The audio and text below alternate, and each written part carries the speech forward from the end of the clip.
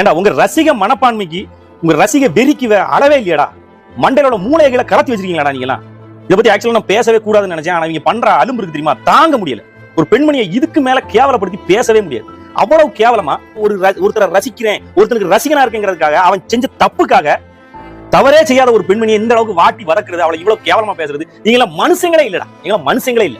மனசாட்சி படி சொல்லு. வா, வீட்டுல ஒரு பொண்ணு இருந்து அந்த பொண்ணு இப்படி ஒருத்தனுக்கு கெட்டி கொடுத்து அவன் கள்ளத்தோட பத்தி நீ என்ன பண்ணுவேன்?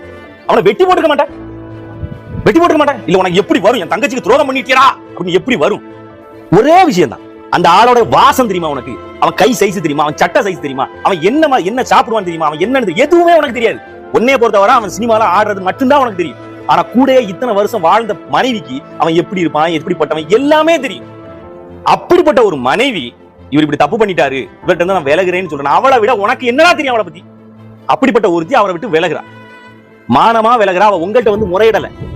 வேற வழியே இல்லைங்கிற போது இந்த விஷயத்துக்காக நான் இவர்கிட்ட இருந்து விலகிறேன் அப்படின்னு ஒரு பொண்ணு கோர்ட்ல போய் சொன்னா, அந்த பொண்ணை என்ன எதிர்கட்சி அரசாங்கம் தூண்டி விட்டுருச்சு, இது வந்து மூண்டி விட்டுருச்சு.